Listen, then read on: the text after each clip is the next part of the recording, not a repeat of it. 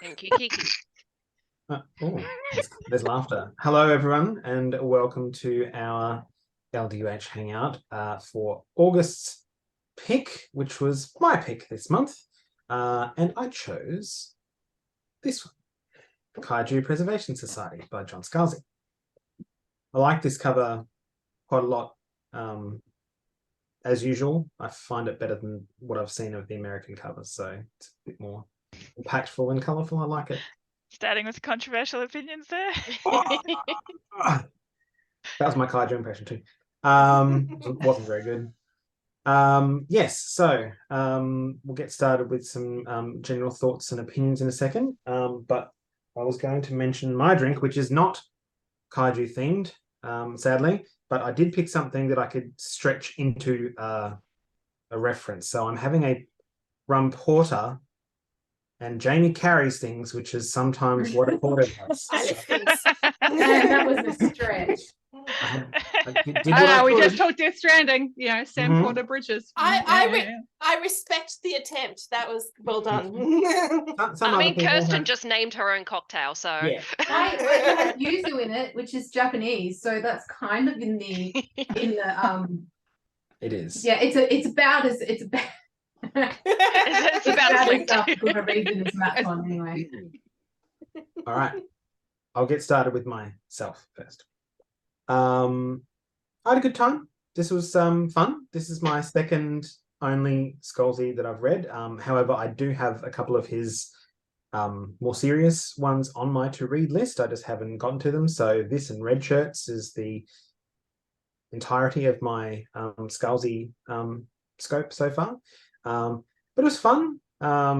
He's referred to this himself as a pop song book, which I very much agree with.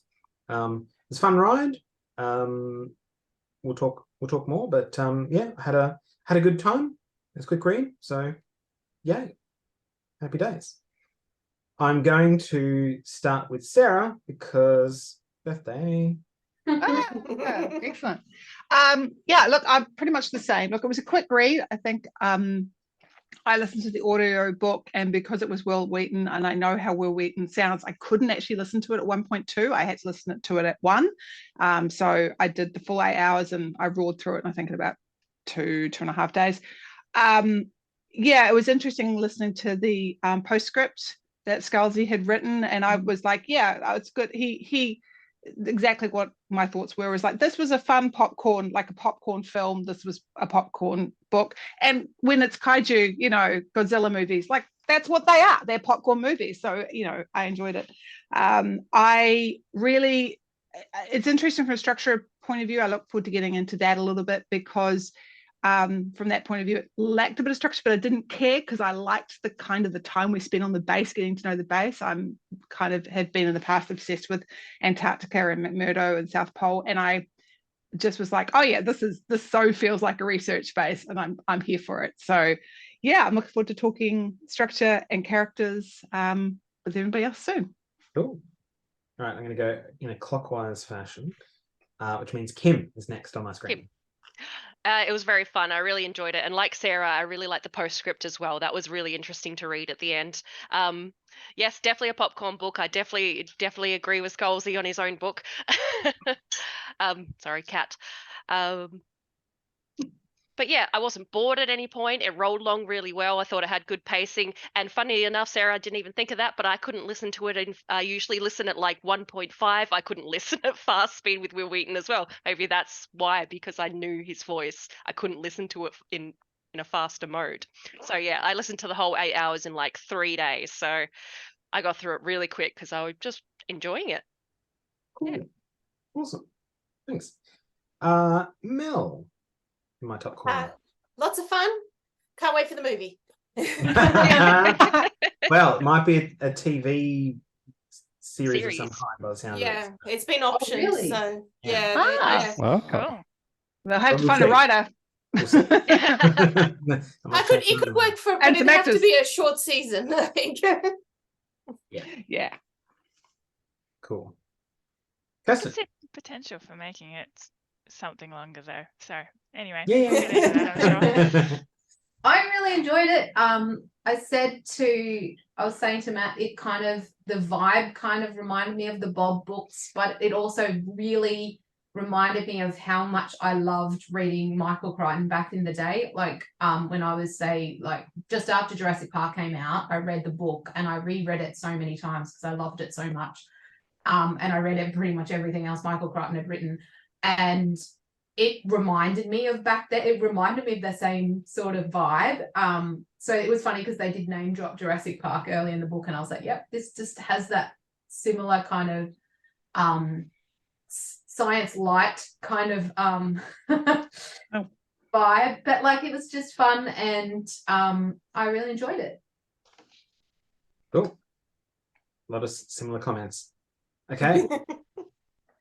Elizabeth. All right. I had thought that this was my first Scalzi, but that's not actually correct. I have also read The Collapsing Empire, which is the first book in his Interdependency series. I really enjoyed this one. Again, read it very quickly. I read it in a week that was full of stress, and so this was really, really good antidote for that. Although it does mean I didn't take any notes because I was just in it and enjoying it rather than kind of thinking too hard about it, I suppose. Did find it a touch predictable, but you know, I wasn't super bothered by that. Yeah, on the whole, enjoyed it. Have a few thoughts that particularly tie into Will Wheaton as a narrator. I read it on ebook, I shall say, but I did have some thoughts about a choice of narrator, so I look forward to sharing those too. Cool. All right, I'll keep that noted. Awesome. Now, it would have been Karina next on my list, but looks like we're still not happening there, so I'll move down, which actually means Chris is next on my list. No, I quite enjoyed it. So, Lisa dragged me into reading it, and she'd already reached about the halfway point, and I caught up very quickly. Very much, yeah, I would classify along those stuff I tend to read. I tend to read for enjoyment, and there's very light, enjoyable read. Awesome. Good times. And that makes, for now, Lisa, last up with general thoughts. Yeah, I did a combination as I have often done of ebook and an audiobook. Also have maybe one or two thoughts about the narrator, Will Wheaton as narrator, but I didn't want to put it down, and I know I can't do audiobooks when I'm going to bed. So that's why I sort of went, okay, we'll do ebook as well. I laughed out loud a lot. I think when I was having a walk one day and was laughing very loudly, I got a few strange looks. And then it was quite enjoyable to get Chris to read it and then him be laughing out loud. Oh, which bit are you up to? Which bit are you up to? But then he passed me and it was the other way around. So yeah, very, very light, enjoyable read. I really, it was good. Awesome. All right. Well, when Karina pops in later, I'll just, wherever we're at, I'll try and segue and then come back. Right. So before we get into it, I guess, did everyone either listen or read the acknowledgements from the author at the end? Oh, yes. Yeah. Cool. So yeah, it sounds like this was kind of something born out of some dark times and was not necessarily expected. I'm curious as to what the original plan for whatever the novel was going, the other novel was going to be, and whether that'll ever come to fruition. But yeah, I did have a question for you, Elizabeth, because I also have Collapsing Empire on my list to read, and like I said, the only two that I've read have been Red Shirts and this, which are both quite light kind of reads with a good sort of comedic sense going on. How would you say that this style compares to what you've read of his other one?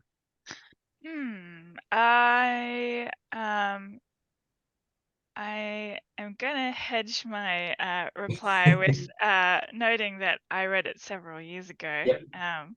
So my memory is very sketchy. However, I definitely think it was a lot more serious. It's like more of a epic, more of a space opera style, and kind of like a kind of I've forgotten the word, like metaphor for issue like environmental issues, Okay. and that sort of thing, like excessive use of resource, Yep. and that sort of thing. So definitely a different tone from there, but it does kind of connect in a little bit, I think, with my thoughts on Will Wheaton as a narrator. So Yep. stay tuned. Cool. All right. Who was it who mentioned pacing originally? Was it? I have thoughts that Sarah? kind of connected to pacing, but I don't know if it was me. I'm gonna circle back to narrator very shortly, but when you mentioned whoever it was mentioned pacing, that and structure. I was structure.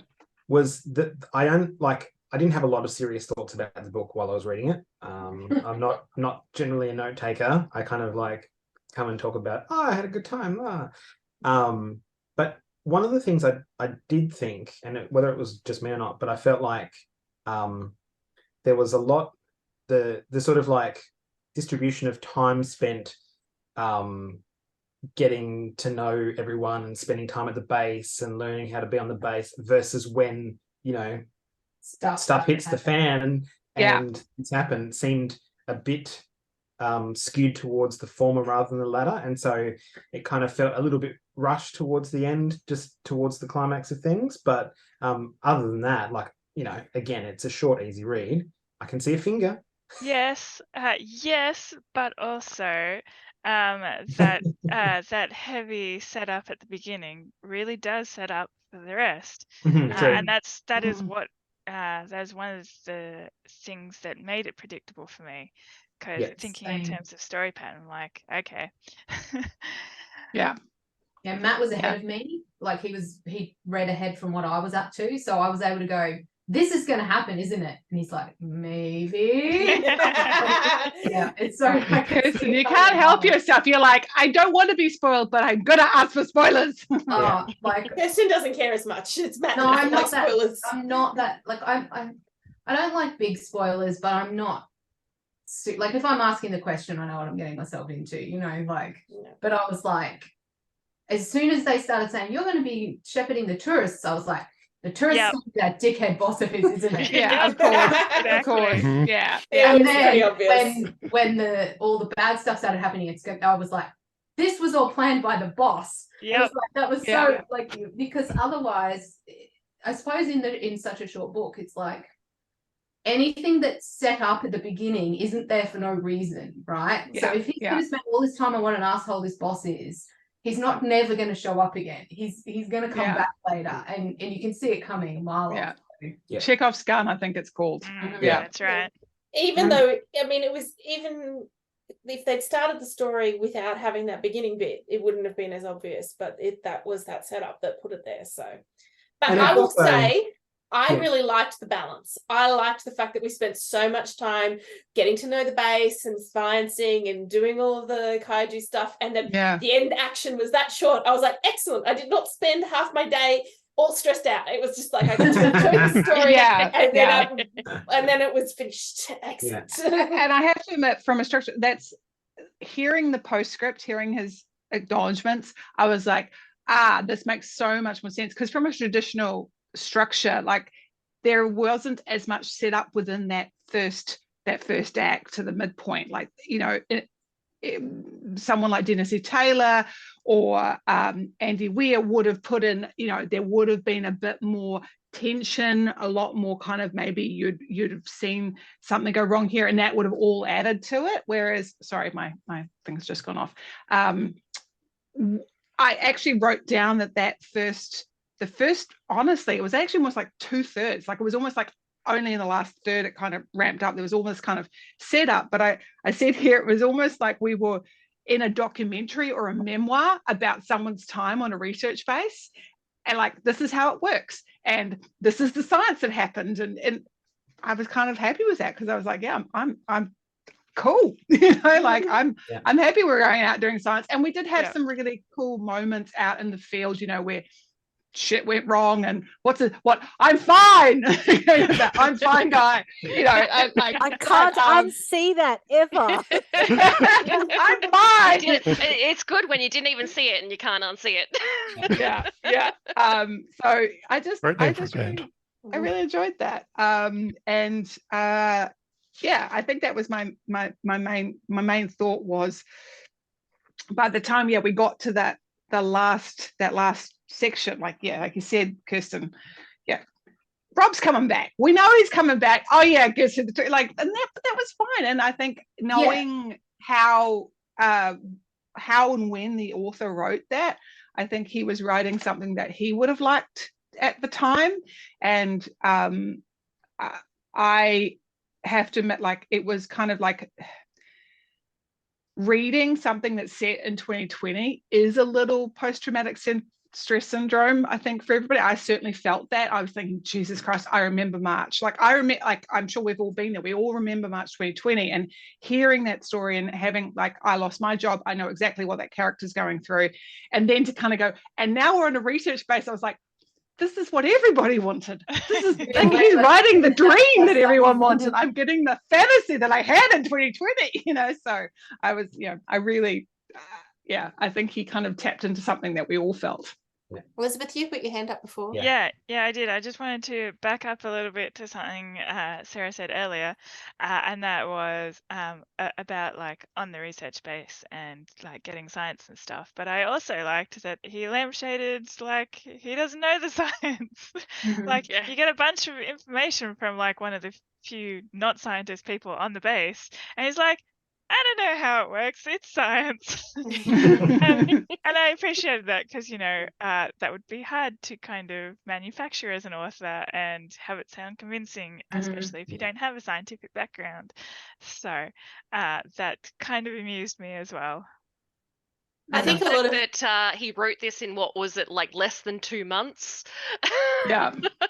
He didn't have that much time to science. So he carried things. It was a good way to get a science book without having to do much science, is to filter through the non-science character.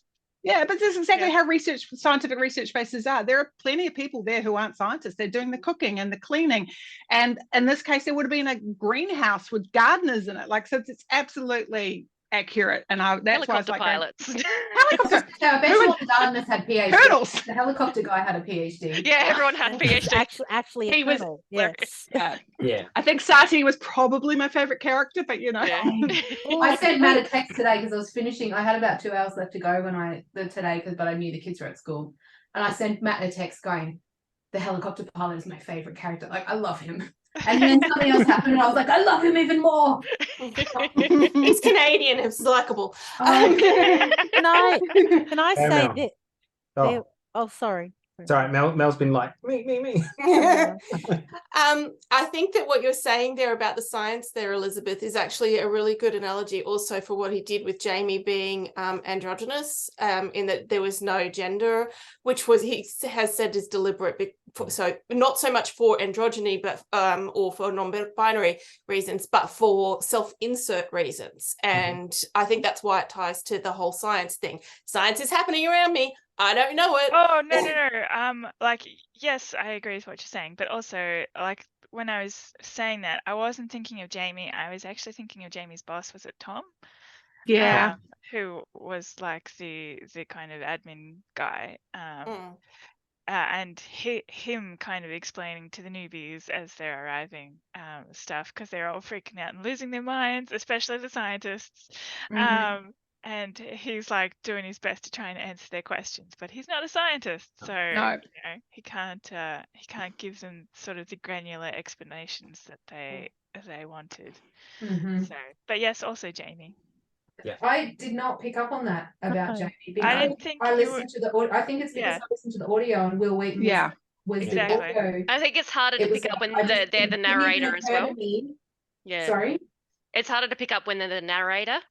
Yeah, like Yeah. I didn't even occur to me that Jamie wasn't male because Will Wheaton is male, and I just like heard his voice for Jamie's voice, so Yeah. that it didn't. It's I another didn't- case for we're not listening to when characters are androgynous with their, because if I'd known that, I probably would have read it.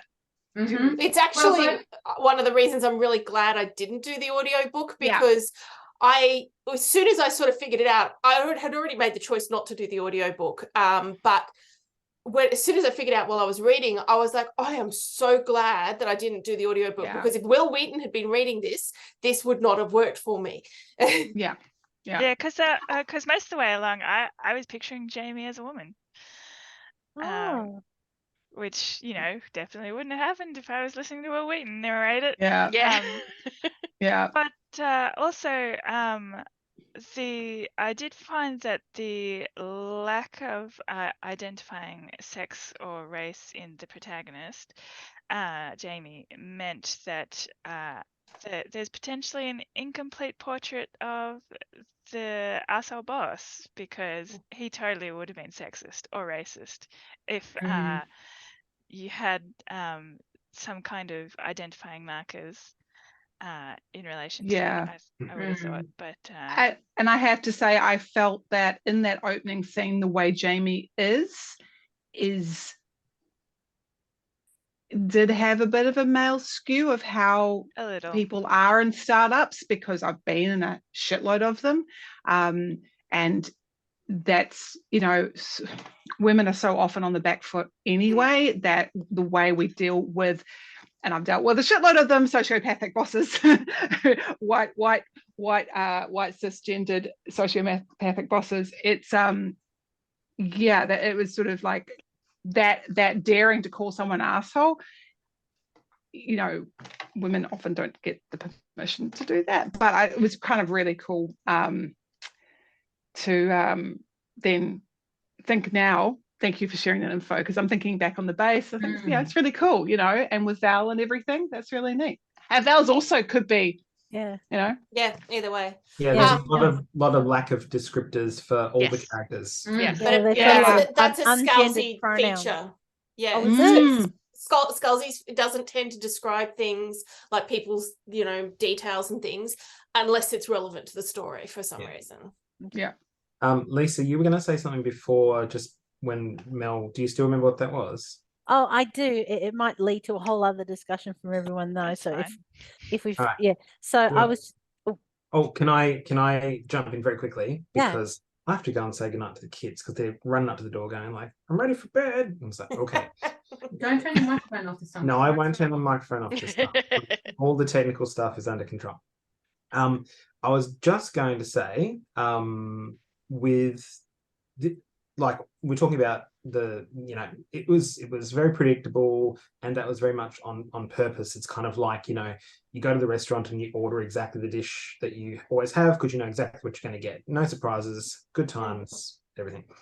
But the only time that I was a little bit thrown off, and it's because we talked about Tom, and it's that bit where they're watching the video recording on the phone, and they're talking about, like, they're watching it, and like Tom's talking, and his dialogue, voice is coming through very, very clearly, and you can't really hear the military type henchman. Yeah. And then they make a comment about, like, oh, he's enunciating all his words extremely clearly. Now, I interpreted that as he's like reading this from a script because he's involved with the bad guys. Oh no. I don't think that because he said, he's saying that so that he knows he's recording and he wants us to be able to hear it clearly through the recording. Yeah, but that's not where my brain went. Oh. I was ready for this turnabout of Tom turning out to be like in cahoots with douchebag Sanders. But yes, that was my only little moment of like, oh, maybe this isn't going where I thought it was. The thing that I mispredicted was I was expecting Jamie to get into trouble with the whole letting the guy go. Like, you know how he took him down and scared him with the crab things and then was like, I'm not going to tell anyone. but you're gonna piss off and never come back. Basically, I was like, oh, this is gonna come back to bite him. He should have reported this. Yeah. But it never actually did. No, even when he was like, you knew about this before, nobody was like, oh my God, you knew about this and now we're mad at you. It was like, They're I very think the I thing was is so though, expecting him to, like, I was so expecting that to come back and bite him, and it didn't really. I think the thing is though, even if he had reported it, I doubt very much they would have done anything that would have made them realize what was going on. No, Yeah, but in exactly. hindsight, it's like, oh shit, like, you know, fill in the incident form. yeah. Well, it's possible Yeah. they never found out about Somebody that did. part still. Yeah. All Lisa, right. what were you going to say? Yes, go Lisa, because I'll. Oh, okay. Yeah, but just finishing up on what we were just saying there, I also picked up on why aren't you telling them? He can't be trusted. You're so naive if you think that's going to work. But no, I was just going to say, with that whole, what we're saying about the 2/3 was just the setting the scene sort of feel, like vibe, here's the base, here's the science. I loved the characters. Like, I loved it was comedic. It was just Yeah. the interplay between them. Yeah, it was funny. Yeah. And yes, Sorry. I also like the helicopter pilot. Sati. He was Yeah. nice. Yeah. I liked the way the newbies all kind of just latched onto each other straight away, and I was like, that's so how stuff happens too. Like, I remember I went like about 10 years ago. I went on a PD thing on school holidays. It's like a science summer school for teachers, and the plane from Brisbane got delayed. And so all the Brisbane people came super late to all the other people that were at the conference, because there was like more than 100 people at this thing from all over Australia. But this one particular flight that I was on had been delayed, and we were many hours late. So like, we missed dinner and we had to have dinner together later. And like, we all stuck together as a group through the whole conference, because we were like the ones that were by ourselves kind of thing, that weren't in with the big group. But we kind of just, it was like this friendship thing happened straight away. And that kind of reminded me of that. Like, you know, like all the newbies sat together when they're in the airport, and then they just continued to become friends after. I just really enjoyed that. And they even mention that in the book. But yeah, they even mention that in the book, because it's like, where are the newbies? And they all put up their hands and they're like, oh, good, you've already found each other. Great. Yeah, it was like they like real Jamie and like, oh, we found another one. Come over, come over. Yeah. I also like the fact with all the characters that they were diverse as who they were, but there was no one who was particularly like, this is the shitty person or anything along those lines. So it's not necessarily that they were all great and good and oh my gosh, they're amazing. They're all very interesting and different and all of that. But at the same time, they're all just people that we're working with. And it's not like, oh, this person you've got to avoid and all of this sort of stuff. So I liked was it Tagak, the one who gave him his rifle training, and also not rifle training. Not not rifle training. Not rifle. Yeah, he was. Yeah, like he or she or they. I really loved their character. It was she. I think it was she. Yeah. Oh, she was a she. Yeah. Yeah. That was a great scene. That was a good scene. Yeah. But also, when she comes to him up later, she's like, no, we've got business. Karaoke. Yes. You're no fun at parties. I'm great fun at parties. This isn't a party. Yeah. Exactly. And sorry. I was just going to say, actually building onto what you said before, I don't know who it was, whether it's Lisa or you, about the characters and just being respectful of each other's, well, you know, other than the Kahurangi and Neve having a go at each other. But, you know, like there was this kind of, I enjoyed that to the point that I enjoyed the scene where they drag poor Jamie out to say, you'll tell us if we're nuts or not. You're the only one here who hasn't got a doctorate, but you're the one we trust to know. I just thought was really, like, that's really showing, I guess, respect and appreciation of someone's skill set, and say, we're not the right people to kind of like think through all of this. You are, you know, that's your skill set. So sit down, tell us if we're nuts. So I really liked that. I thought that was really cool of those characters who, you know, to do that. I also think funny. sorry, I was just going to say, it's so funny, Sarah, because I started to talk at the same time as you, and I literally was about to say the exact same thing. Oh, cool. I really liked that they didn't treat Jamie differently, like just because he was there to lift stuff, you know, like where they're all like, even though he was actually very educated, it was like he was the one that doesn't have a PhD and he was just there to carry things, but they never treated him like you're not the scientist, so you're not part of our group. Yeah. You know what I mean? Like I really liked that. Yeah. One of the group anyway, and his job was just as important as their job, even though it's not a scientific job. They valued it just as much, which I really, really liked. Yeah. And you got the sense that everybody valued it, because when he said we got offered Tom's job, he says, no, I like my job. I think he likes going around all the places. Sorry, that's on me, because to me, he's male. Jamie likes going around all the places. And Kirsten's been doing it too. Yeah. Sorry, it's Will Wheaton. Damn it. My brain is Will Wheaton, and I can't. Yeah. Sorry about that. But yeah, James going around all the places and seeing all the different people, and anyway, sorry, Mel. I was also going to say, just continuing on with what I was saying with them, how everybody's really quite likable and enjoyable and everything, even down to Konisha, who came back at the end and had a redeeming moment in that Jamie was like, hey, if you're looking for a job, like I felt like that was sort of rounded off the feeling of people are not bad people, and there are some bad people, but you know, in general. Well, everyone's good except for the billionaires. Yeah. Megalomaniac who have too much money. And on the Jamie's job front, I did giggle every time everyone's like, I do this, and he's like, I lift things. I lift things. My job is to lift things. So my quote section, there's only one quote in there, and guess what it is? I like that. Would be a good name for a band. That one was. And then who was it? Which character like jumped in and said it, and they all looked at them like, and they went, "What? I can't get on this as well." Like, I don't remember who that was. Was it Aparna? Was it Aparna? I think it was Aparna. It was Aparna. Yeah, it was Aparna. Yeah, Aparna. It was like, yeah. It's cool. Like they have their in jokes, and you get to be there and part of them, kind of thing. Yeah, absolutely. Do we want to talk animal preservation and the Thank goals you for behind it? continuing in my absence. Did we talk We're about just been narrating yet? Not yet. Not yet. Okay. No, We we're still saved on plot, on bits we've enjoyed, the characters. We're kind of getting into characters, actually. Cool. Sorry, Mel, you were saying? I was just going to say, like, the whole concept of preserving the kaiju. What do we all think of that? I think the best way of preserving them would have been not to be there, but I don't know about that. I think some of the preservation, though, comes from the fact that if they cross over, they're going to get killed. Yeah, they're pretty much the only reason they were there is because of the threat of humans. I would argue there's two reasons they're there. That's the one that gets them the money to do it, but I think the other reason is science. Be curious. Well, yes, science. Is awesome, yeah.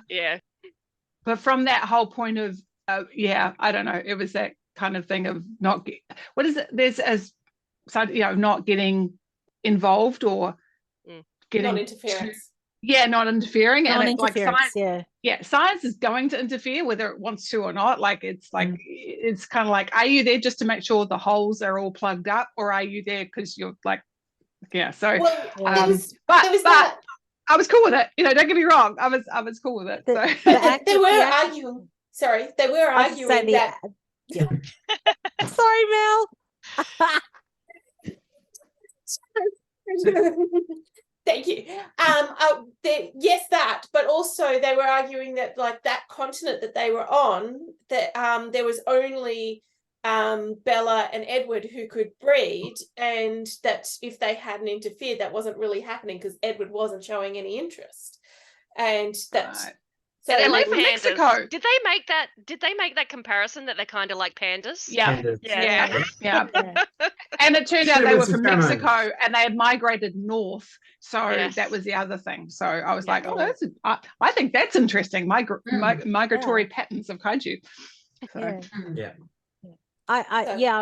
I would have liked to have got, actually being a biologist, I guess I would have liked to have known even more about that. Like, oh, why did they migrate? What was happening to the climate? Or was there a change to the ecological, like, the pyramid? Like, was something happening in the food? But anyway, yeah. I was just waiting for them when they talked about they can't get parasites. I was waiting for them to say the baby kaiju will migrate south. Like, that's what I was waiting for, to say, well, and then they never brought it up. I'm like, but that's an obviously thing that could happen.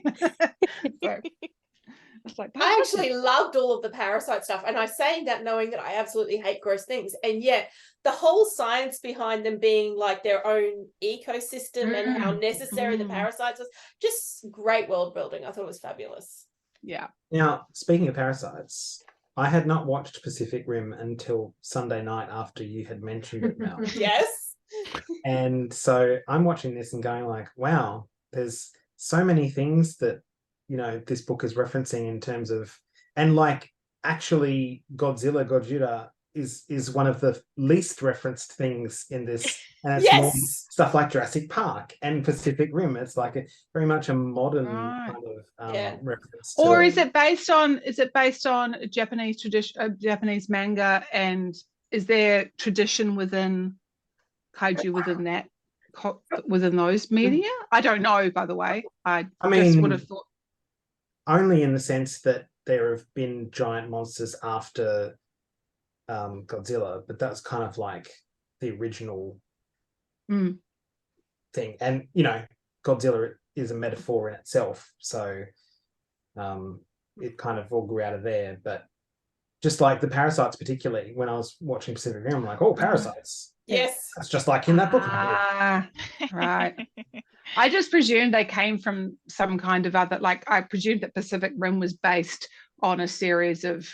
No, so Pacific Rim is considered an homage to all of that, and that was one of the things that they were trying to because they watched it the first night when they were there. They were there the first night they watched it. Yeah. So it's considered an homage to the original stuff from Japan and all of that sort of thing. Yeah. So it is inspired by, but they also did more with it and did different things with it than what's actually in the Japanese storylines. Oh, okay. So cool. They sort of went in a different direction, which has got more to do with what this book did. So you can see how this book has very much been influenced more by Pacific Rim in some respects, more than but then also there's other elements, like when you come to the preservation and stuff, that I could see being tied more to the Japanese culture and their respect for Godzilla and all of that sort of thing.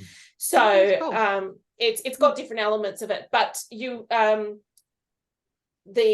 the parasites in Pacific Rim, just in case you haven't watched it and you're sort of like, oh, it sounds like so, it's not the same. In the parasite in Pacific Rim is really just more like a tick, whereas in this one it still sounds gross.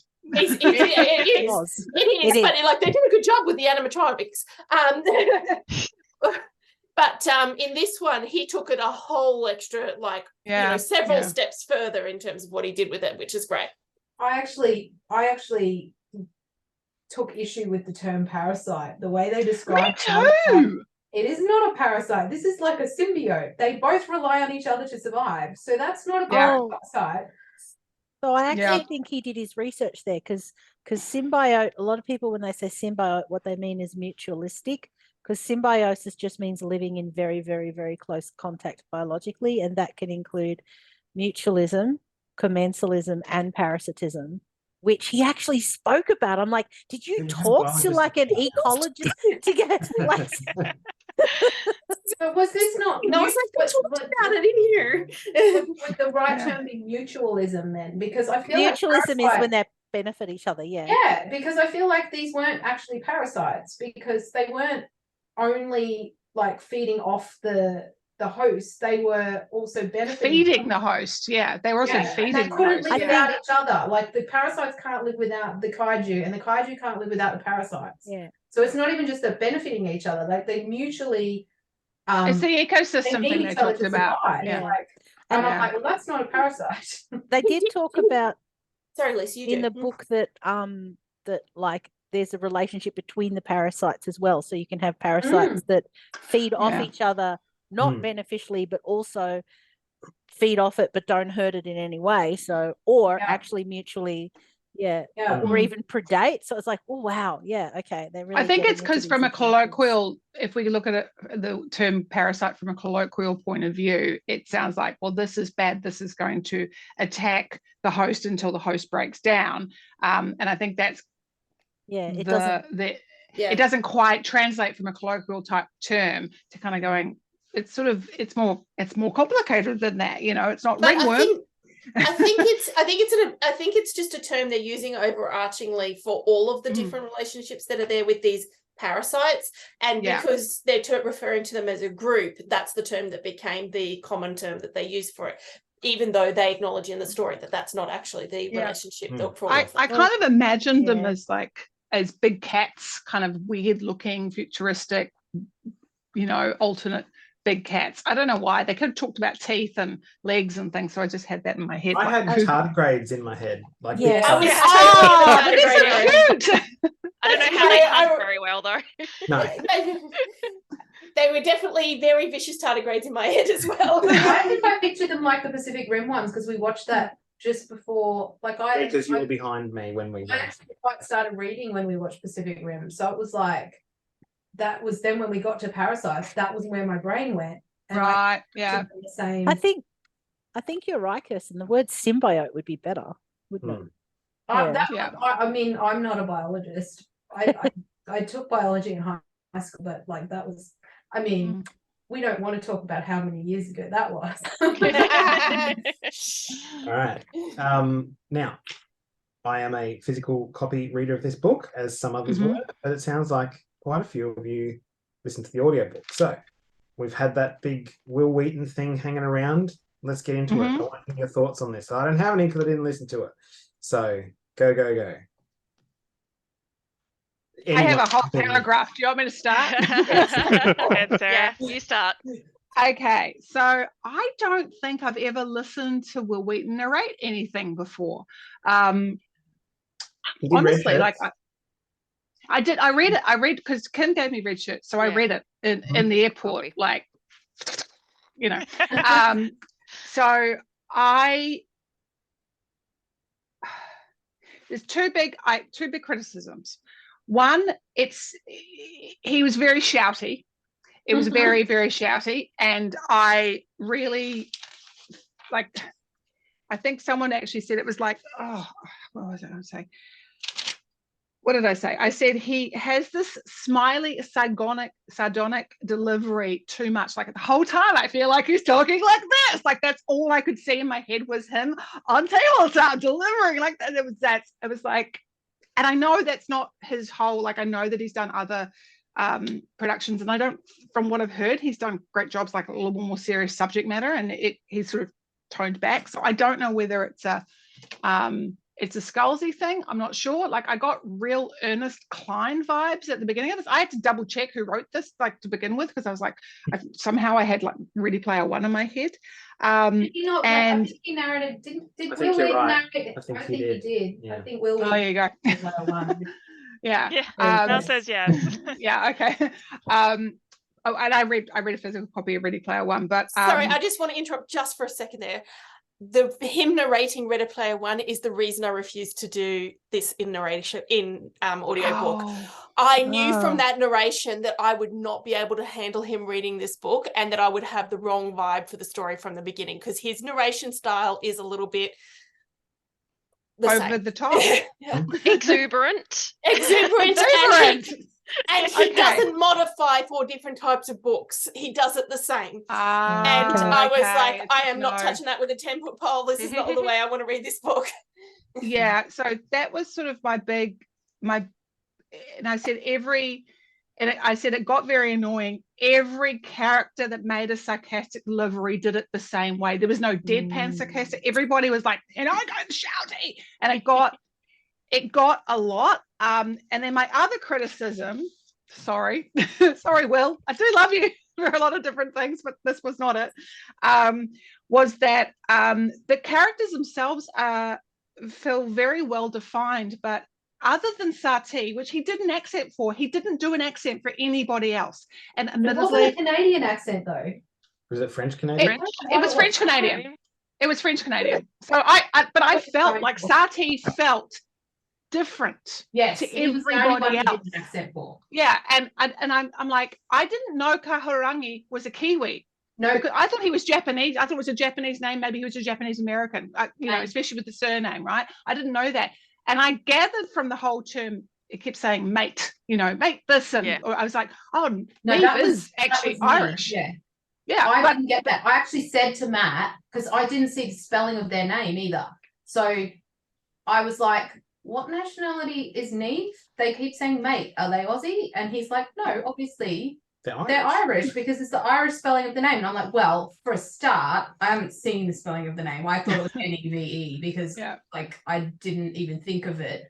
But then when he said about the spelling, I was like, oh, that makes sense that they would be Irish. But Will Wheaton just says everybody's voice in the same voice. Except for Sati. Except for Sati, who felt different. And then what that leads into in the final bit, and I'll talk about this, is that Scalzi did well for the first 2/3, but the last quarter to his third to a quarter, he falls back into the he said, she said issue that he's hit before. And when you have every character sounding the same with no differentiation, it was hard on the ears. I actually groaned and got really annoyed at the audiobook at that point. He had done so well, and up until that point I was like, who's talking? I don't know. And you know, like I've just listened to Ray Porter, who does accents, females sound different from males, you know, everything, there's lots of different variants, and so it was kind of a bit hard coming from that into this. So there you go. Sorry, I spoke my piece. I agree about the end, because I remember thinking towards the beginning that, oh, this isn't as bad as Red Shirts, of me being like, oh, for fuck's sake, with the he said, she said. And I don't think he actually did he said, she said at the end. He just did lots of short dialogue with no indicators at all. Like, it's like he went the other way. Instead of saying, said something, said this person, which is what happened in Red Shirts. It just didn't have that at all. And then it was like, well, that would have been fine if Will Wheaton had done different voices for each of the characters and you would have known who was talking. But he didn't really, except for Sati. Yeah, it doesn't translate into audiobook, just reading it flat. Yeah. Because when you have someone like Ray Porter who does accents in different tones and different pitches, you know who's talking at any one time. You can tell the conversation. So it was really difficult. I love Ray Porter as well, but I listened to all the Brandon Sanderson ones, audio, nearly all of them. And Michael Kramer and Kate Redding do those. And Michael Kramer, they're great. He is so good. Like, because there's books where, like, I'm trying not to spoil stuff because, but like, there's a book where you're like you're not supposed to know who's narrating, who's the narrator. I'm listening to the audio and I'm like, I know who the narrator is straight away because I know Michael Kramer's voice for that character. And I was like, well, this isn't a surprise that this is the person who's narrating the story, the character who's narrating the story, because I knew that voice. And it's like, which is a sort of spoilery, but also like, you know who's talking. When he's doing each voice, he does just little intonation things, not even changing accents, but just little ways about how that character talks. And it's so easy to tell who it is just by the way he talks. And Will didn't do that. Who else did the audiobook here? I don't think the Will Wheaton stuff bothered me. I didn't mind most of it, but I didn't mind most of it, but I could see how certain books he would not be suitable for, like because of his exuberance. And his sarcastic deadpan, like his sarcasm sounds the same. Like his sarcasm is, his narrated sarcasm is the same as his sarcasm voice. And his voice is like, and then I tripped over because of course I did. The way he says that. I actually said that way. Just beforehand. Yeah. Lisa, what were your thoughts? I'm dying to hear from Elizabeth, who didn't do it, to see what her thoughts were. But what did you think, Lisa, of the narration? Because you dipped in and out too, didn't you? So it'd be interesting to hear what you thought. So I'm saddened that I didn't pick up that there was no indication of Jamie's gender. I think I would have got more out of the story if I hadn't, you know, like if I'd become aware of that. I agree with you that Will Wheaton didn't like the way that he did the comedic delivery. I enjoyed it, as I said earlier, but it was identical for every character, and that I became aware that it's like, oh, come on, Will, dude, like surely not everybody speaks exactly the same way, you know.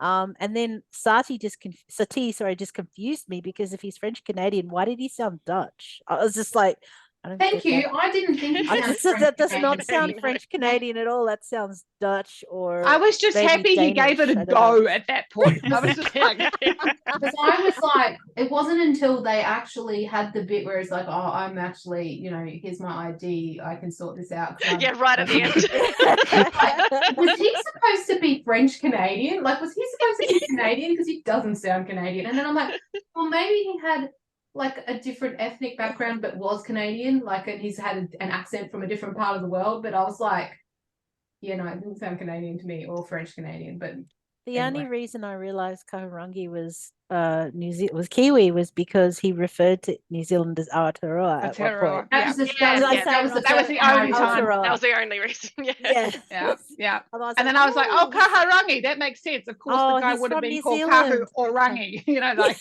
Yeah. he would have shortened their name. So yeah. Yes. Yeah, I think it was actually a reference to Maori, or that tripped it for me. But Yeah. But I don't know if someone can tell me what the surname was, because I re-listened to the surname I don't know how many times, and I could not get. I did a character sounds list the same. for all the characters that had any sort of like serious part of the role. And do you think I have this one character who I do not have both names for? And who do you think it is? Might have to Google it. Kahurangi. Yeah, because it was Yep. Lakagata, and that's why I thought perhaps he was Japanese, because it sounded yeah. more Japanese than it did Te Reo, or a Pacific Island name, because it could have been that. But anyway, That could have been Will Wheaton's pronunciation though too. which in fairness, it is tough because the vowels are different. So yeah, but he did okay with Kahurangi. He said that correctly. Yeah, but yeah, I mean, I'm pretty sure it's in the book somewhere, but I couldn't, when I was going back and doing all of the names, I could not find it. I was like, where is it?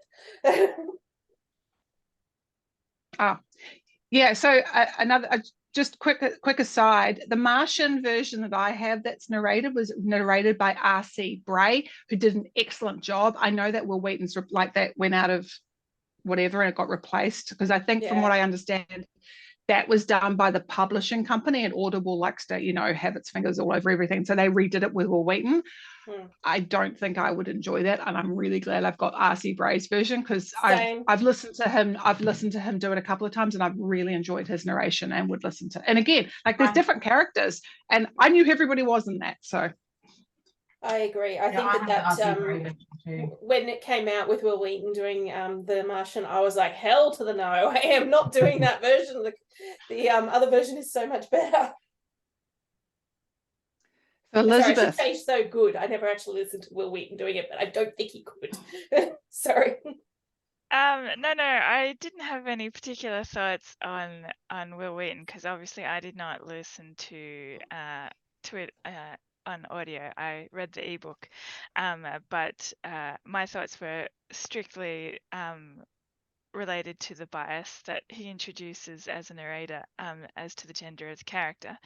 And then you miss out wonderful things like Jamie the woman being the one who lifts things and takes her old asshole boss down to the forest floor and threatens his life until he spills the beans about what his nefarious plan is and stuff like that. So interesting thing about that, the Scalzi has done this once before in another book, which I haven't actually read. And for that one, they did the audiobook with two different they did two different versions of it, with a female narrator and a male narrator, so people could choose which perspective they would like to have. Wow. Scalzi asked for that to be done for this one, but they didn't have the budget. That's a shame, because I was thinking, like, I was wondering why they didn't, in fact. And I think that the book that you're referring to where they did that might have been the last one in the Interdependency series, which was the first of the one. I read the first book of that, and that does a decent job with like characters of like different gender and sexuality and stuff like that. So I think it was called Locked In. Oh no, Locked In I think is a standalone. Yes, that's the one I think Yes. that had the two different right. Yeah. Sarah, I have your answer, and now I remember it's Kahurangu Lautagata. So Lautagata. Lautagata. Can you pop it in the Do you want chat me to for pop me? it in Yeah. chat? Yeah, I'll Yes, just copy please. and paste it. Yeah. Copy I'm and just paste. hearing letters Yeah, right now. That's all I'm hearing. A, B, C, D. There's a lots of A's in it. Lautagata. I did get that from the thing, but Lautagata. I didn't So really that's pay much interesting. That attention to it. surname's closer to a Samoan name. Oh, Or a okay. yeah, that's really interesting. Thank the you. I Lao, have my notes feel complete now. yeah, I want to ask. and the Gata part as well. Yeah, sorry. I just want to ask Chris if he picked up on the non-gendered thing. Did you?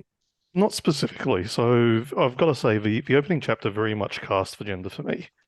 The interactions, the tech startup, like, you know, I've worked enough of those myself as well, and they are almost always sausage fests. So Yeah. So I just did my research. It was definitely locked in, but there's actually it's a duology, and for both books, Will Wheaton did the voice for one version, and Amber Benson did the voice for another version. Yeah, she's actually quite good from memory. And so when the second one came out, they did the same thing as well. So cool. Nice. So Mel, did you need any more names for your notes? Did you have all the rest?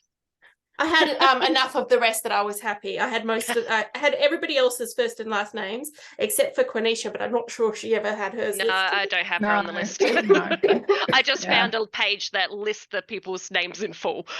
Yeah, and the Kaijus obviously only had first names, so that's not a problem. Yes, yeah, and it's hard to Yeah. forget what they named. The Kaiju got put in a box. Yeah. Well, it's hard to forget what they named the main two Edward's Kaiju. tumescent cloaca. I just It's very funny. Yeah. I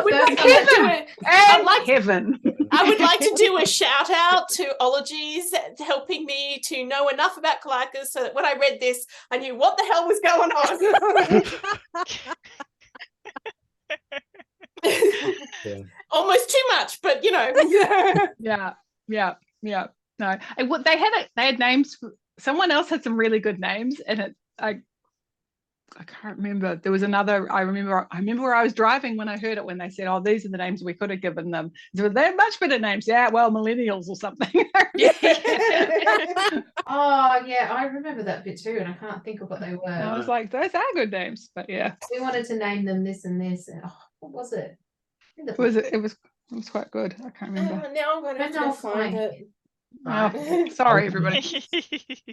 It was from an older franchise of like, it was an old, I can't remember now. I appreciated Yeah. that they named the bases after the directors of the movies.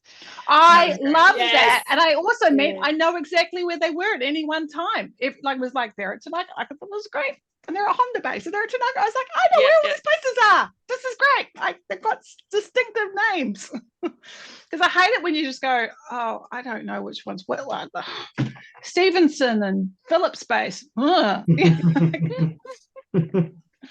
So it was good. I enjoyed that.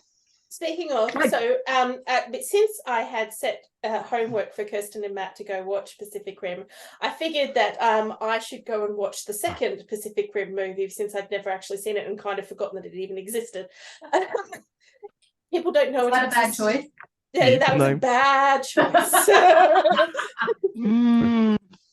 I then went on and watched the 2014 Godzilla because I'd never seen that, and had felt like at that stage I had too much mecha and not enough kaiju. Especially after the second Pacific Rim, very heavy on the mecha, not as much kaiju. And I've got to say, not a version, like a lot of people rate it, but I've got to say it's not a version I really enjoyed. It's extremely dark. You know how that episode of Game of Thrones at the very end, they do the big battle, and it's very, very dark, and everybody complained about how you couldn't see shit. Oh, yep. Yeah, that's this movie. So much of it, it's like, okay, there's a big battle happening here between Godzilla and the Mutus Yeah. or whatever they called them, and I can't see shit. Yeah. So Oh, not a dear. version I would recommend, but apparently the second movie that they did after that, King of the Monsters. King of the Monsters or Yeah. something, is supposed to be better, so I'm Better. going to give that one a go next, but I just didn't have enough time Right. to get it done. Well, was the 2014 one the one with Ken Watanabe in it? Yes, it is. Yes. And But Bryan he's in the Cranston. next one as well, so I'm like, okay, well, at least he'll be in that one too. And Sally Field is in it as well. Yep. Oh, really? Holy shit, And there's a blast from the past. interestingly enough, the two the two leads of it are actually brother and sister from the Age of Ultron. Oh. Oh, yeah. Maximoff's twins from Age of Ultron are married in Ah. in Gosh, the that'll be Godzilla it. movie. So that was kind of a bit weird watching them kiss. Oh, that's weird. So Wanda, the older Olsen sister, and that guy. Younger? Aaron Taylor Younger. Johnson. Oh, is she younger? She Yeah. seems older. She seems a little bit more switched on. Sorry. Yes, cool. so yeah, and her brother from the movies is That so- is weird. That's Yeah. just weird. I've never seen any Godzilla films, I don't think. I There's my haven't God, many me to too. watch. I haven't Well, even there's seen some it. something to no, add to maybe your watch it's not list. a whole- To be fair, the original Japanese ones Oh, yeah. I don't I haven't seen particularly that one. enjoy. Mm. They don't really work for me. I understand, like, a lot of people appreciate and enjoy the genre. Good for them, really happy for them and all of that. I do prefer, unfortunately, the westernized ones more, because I prefer there to be a human element to the story, to my disaster stories. And I do like a good disaster story for some reason. I seem the whole 90s disaster movie thing is a genre that I'm right into. Yeah, I like all the Nice. 90s disaster movies. It's Yeah, quite good. nice. I found, by the way, the names that were. Oh yes. They said Ah. it should have been Sid and Nancy, Yeah, that's a that's great right. name. That'd be good. and I was That like, was oh, yeah. Sati said that, didn't he? Sati was the one who said he would have called them Sid and Nancy, but it wasn't up to him. That's Yeah. right. Yeah. Yeah. And I Does, was like, yeah, those are much better Their names. personality's better, he said. Yes. Like, no one yes. asked me. One of you millennials did it. Is love the angels in Neon Genesis? Are they like kaiju? Would they be classified as kaiju? They're more like a I mean, mecha. They're no. mecha. Yeah, they're the mecha. angels? No, Oh, I suppose. No, Well, angels actually, are- actually, sorry, Evangelions angels, themselves. no, Oh, no, that's what sorry. I was thinking. I'm of the thinking if of you the want to wrong get Evas. technical, what you experience in the second Pacific Rim movie is probably the closest analogy to exactly what's going on in Evangelion. Oh wow. Okay. Oh, okay. Oh. All right. Yeah. What where the No. Evas take over? I was Yeah. thinking of the To Evas. me- I was thinking That- of the Evas were that more said- For me to romantic. say more is a spoiler. I can't Oh, say okay. anymore. I think I have seen it and I don't remember it, which is kind of an indication of how much of an impact it had on me. Yeah. Yeah. But Yeah. the So Evas, interestingly, the But- Evas themselves are essentially angels themselves. Yeah, that's They kind of just, a spoiler. I know, though. That's right. I look, No, I watched it that's twice, right. and I did I know don't that, think I'd my forgotten. brain latched onto I anything. don't think you were 'cause- supposed to know that from the beginning of the You're not. series. No, And that kind if of comes anybody decides to go watch Pacific Rim 2, it's on Prime. Oh, okay. We Right, well, we there you have go. the Blu-ray, I think. So Yes, Pacific in a Rim, box. the The one first that one you- is Pacific Rim, the first one is on Netflix at the Netflix. moment. Yeah. And if you Mhm. want to watch the second one, it's on Prime at the moment. But you said the second one's crap. Yeah. Oh, that's Look, there's good. some good action scenes, That's and good, John yeah. Bodega's in it, and I like him. So that was I nice. nearly fell asleep in the first one. It's really the plot holes.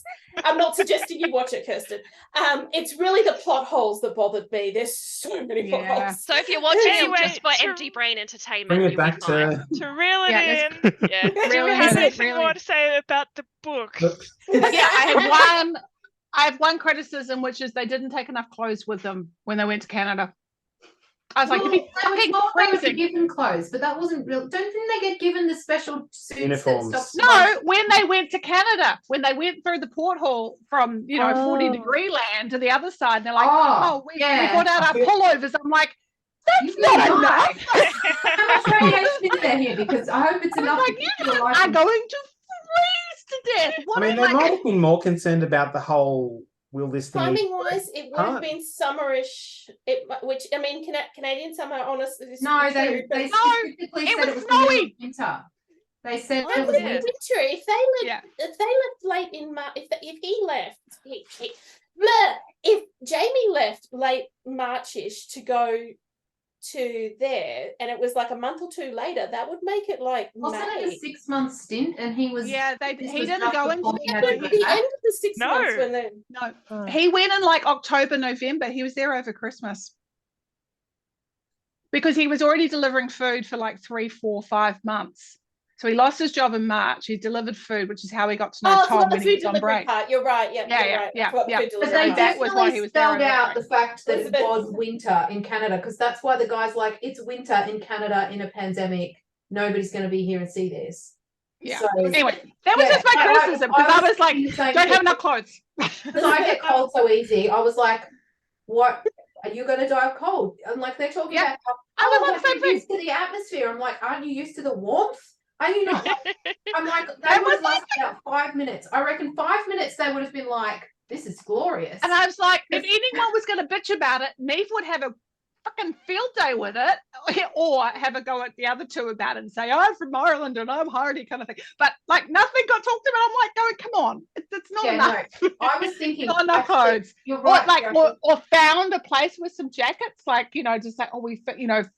Anyway, that was just my only This- criticism was you've just this come went from through 40 degrees, humid as hell, and you've walked into Because I went through the same thought process, because I was like, why are you not cold? And then my brain was like, this is reminding me of when I used to work at McDonald's, and it was summertime and it was like 40 degrees, and out in the back of the store when they're doing all the cooking, it's so hot. And I'd go into the walk-in freezer, which was -20, and for like a couple of minutes it was just lovely. But it didn't take very long to start being like, No. okay, I'm gonna die if I don't put a jacket on. Yeah. So like they would have probably gone through for a bit and gone, oh, how nice Yeah. after that. The only thing I can think And is that would they're have running lasted around like a lot. 5 They were minutes. running around a lot and tasing people. So, you know. What was Adrenaline. What was Elizabeth going to say? I was going to say that even though I like Sarah did mention some criticisms of the dialogue, one thing I quite liked was the merging of several conversations in one conversation, like a montage, let's say, in conversation form. Like say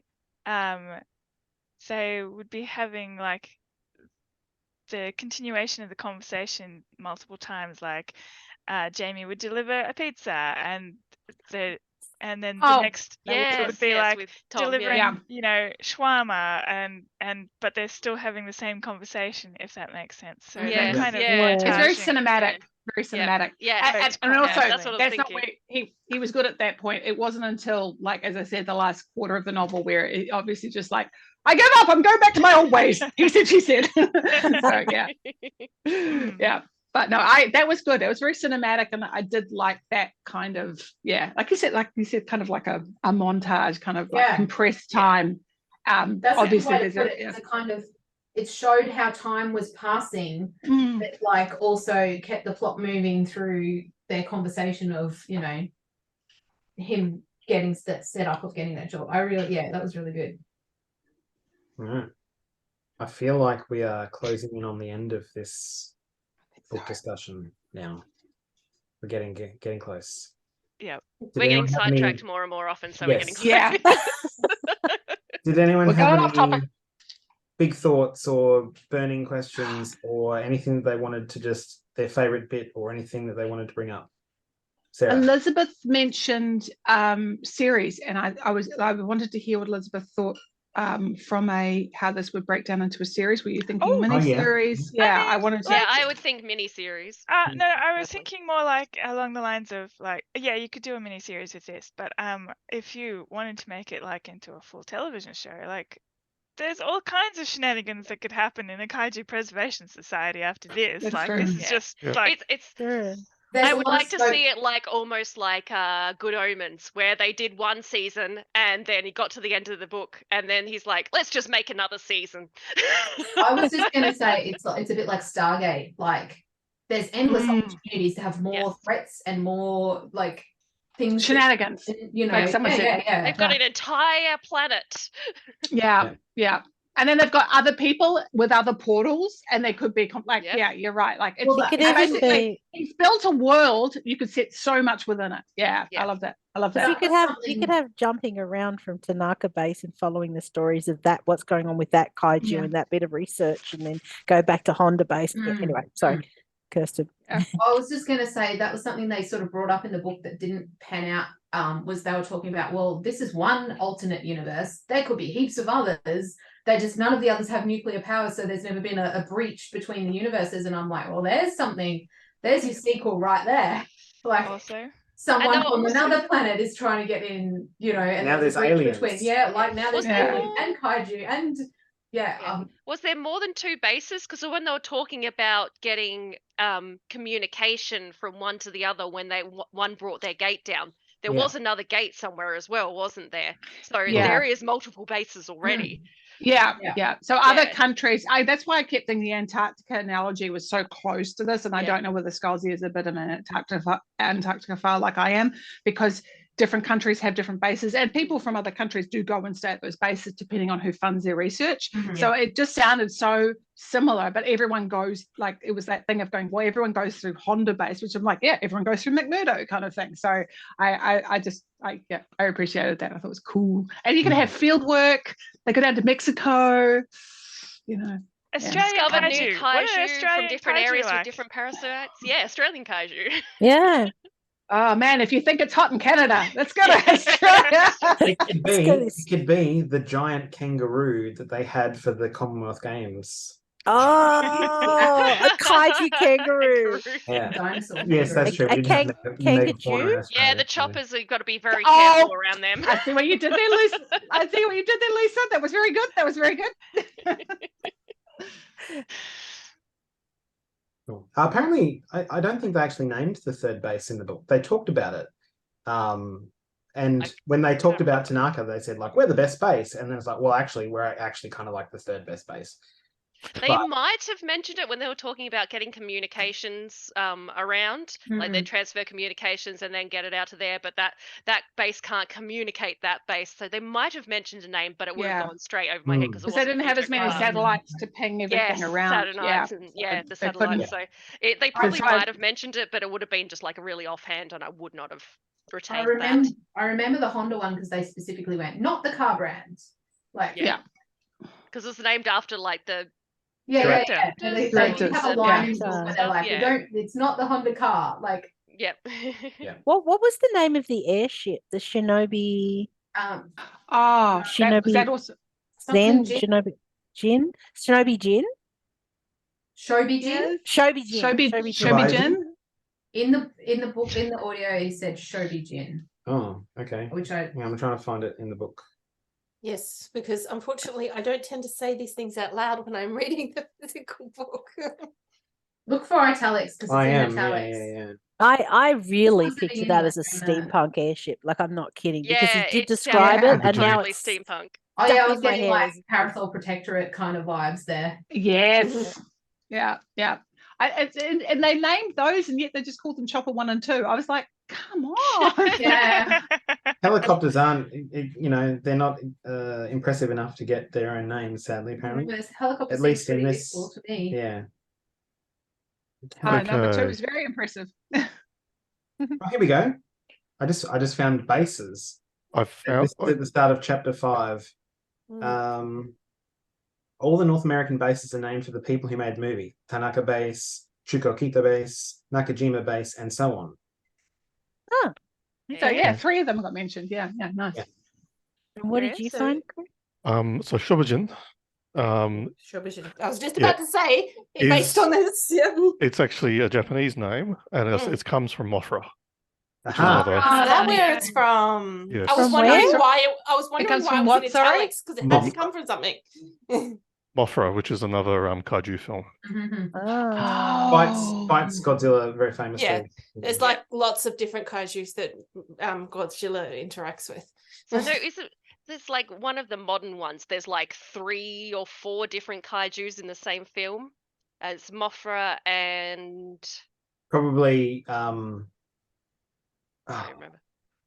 Man, the I one don't with know them well enough. the multiple heads, the dragony one with the multiple. Yeah, the one that's in a volcano or something. I think I'd know that. Are these little kaijus? Can you get collector characters as them? Surely. I'm sure I you imagine can. so. Can. Yeah. Chris, can we 3D print some of these guys? You can put in the design. How are we feeling, guys? We good with wrapping up? I think Sounds so. good. All right. Okay. Thank you, anybody who managed to get through all of this and joining us for a fun discussion. Maybe You're Karina. probably Hi, screaming. Karina. Did you watch this? Hello, Karina. You're probably screaming at us at multiple points, telling us off for things that I was saying wrong about kaijus. I apologize. In the meantime, next month we're doing Legends and Lattes by Travis Baldry, and we hope we see you then. Bye.